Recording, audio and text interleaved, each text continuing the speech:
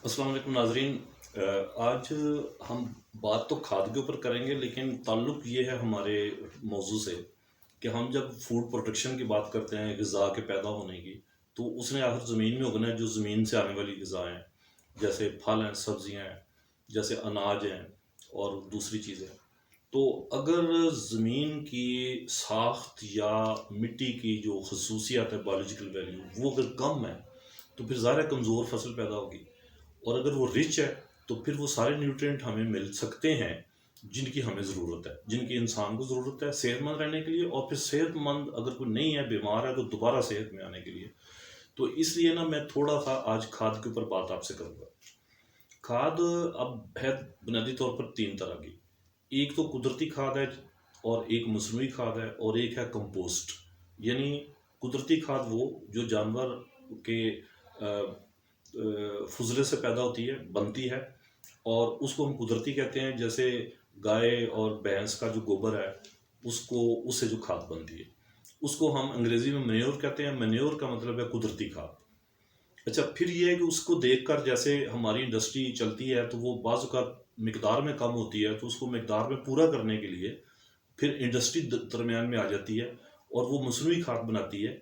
यानी उसका जो केमिकल स्ट्रक्चर है, वो बना रखते वही हैं कुदरती खाद वाला, लेकिन वो केमिकल को मिलाकर बेस बनाकर उस खाद को बनाते हैं, तो उसको फर्टिलाइज़र कहते हैं।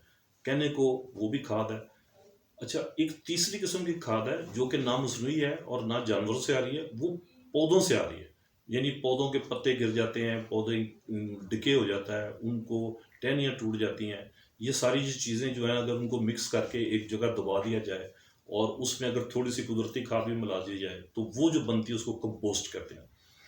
अब सवाल ये पैदा होता है, इसमें अच्छी कौन सी है, बुरी कौन सी है? तो बात तो ये है, कुदरती सबसे अच्छी है, और उसके बाद फिर बेस्ट जो है वो कंपोस्ट है। लेकिन इस पर कंट्रोवर्सी है, कुछ लोग कहते हैं कि कंपोस्ट सबसे अच्छी है, और ये बात दुरुस्त इसलिए भी है कि कुछ इस पर ना हमसाया मुल्कों में रिसर्च हुई है, और उन्होंने ये कहा है कि जो पौधों के पत्तों से, टहनियों से जो खाद बनती है, कंपोस्ट जिसे कहते हैं, उसमें अगर थोड़ी सी कुदरती खाद मिला दी जाए, तो वो बेस्ट खाद है।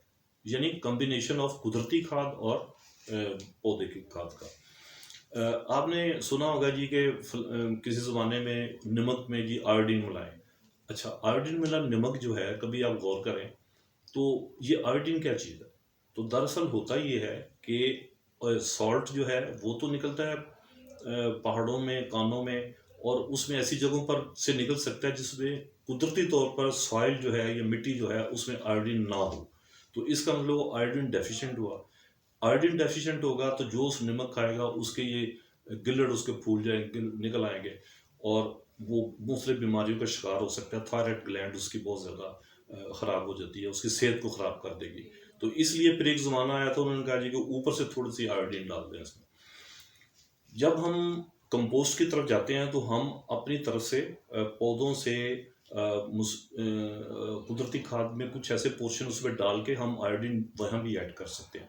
तो लेकिन हमें पहले सॉइल टेस्टिंग से पता हो कि फ़लाँ जगह पर आयोडीन की डेफिशिएंसी है, या फ़लाँ जगह पर आयरन की डेफिशिएंसी है, फ़लाँ जगह पर फास्फोरस की है। तो जिस जिस ज़मीन पर उसको हमने इस्तेमाल करना है, वो चीज़ें उसके अंदर फिर दाखिल कर दी जाए। अच्छा, अब ज़रा थोड़ा-सा मैं ह्यूमन हेल्थ से इसकी अगर इसका लिंक जोड़ूँ, तो देखें, मसूड़ों से अगर खून आना शुरू हो, जो अक्सर दूसरे-तीसरे दिन या 2-3 हफ्ते के बाद थोड़ा-सा आ जाए, तो इसका मतलब हमारे जो गम्स हैं, हमारा जो डेंटल पैड है, इसके अंदर या खून के अंदर फास्फोरस की कमी आ रही है। अब फास्फोरस की कमी आ रही है, तो कैसे आ रही है? जी, हम जो ग़िज़ा खा रहे हैं 24 घंटे में, उसके अंदर फास्फोरस कम है। अच्छा जी, जो ग़िज़ा खा रहे हैं वो कहाँ से आ रही है? जी, वो जहाँ उग रही है, वहाँ की सॉइल के अंदर फास्फोरस कम है। तो इसका मतलब आप समझ गए लिंक, कि हम जब बेहतरीन खाद वही वही है जो आखिर में जो कंज्यूमर है, आखिरी जो इस्तेमाल करने वाला इंसान है या जानवर है, उसकी सेहत को मद्देनज़र रख के उसके अंदर सारे केमिकल हों।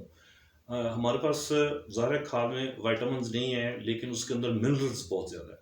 और मिनरल जो है, आपने वो शायद देखा भी होगा कि कोई 109 से ज़्यादा है। तो अब सारे तो हर सॉइल में होते नहीं हैं। तो इसलिए ये एक हम पिछली वीडियो में ज़िक्र कर रहे थे कि जब नबी पाक सल्लल्लाहु अलैहि वसल्लम ने ये कहा कि अपने मौसम का फल खाओ, इसका मतलब ये हुआ कि अब तुम जहाँ रहते हो, वहाँ जो फल उगते हैं, उसके स्टार्ट के सीज़न में खाना शुरू करो। मतलब ये है कि वो तुम्हारे वो जो कमी बेशी है उसको वो दूर करेगा। तो अब हमने उस चीज़ को अगर इसके साथ जोड़े तो हम जहाँ रहते हैं ये तो नहीं कर सकते कि जी गंदम जो है मैं लाहौर रहता हूँ तो गंदम दिल्ली से आ जाए, या मैं गन्ना जो है ना वो कहीं और से चीन से मंगवा लो, तो ऐसा नहीं है। हम जहाँ रहते हैं हमें वहीं की ग़िज़ा खानी चाहिए और उसका ध्यान फिर ये रखना है कि उसके अंदर तमाम वो ज़रूरी ग़िज़ाई अज्जा शामिल हों जिनकी हमें ज़रूरत है। और वो शामिल कैसे हैं? वो इसी खाद से, इसी फर्टिलाइज़र से, मैन्योर, फर्टिलाइज़र और कंपोस्ट, मसनूई खाद, कुदरती खाद और कंपोस्ट से मिलकर बन सकते हैं। शुक्रिया।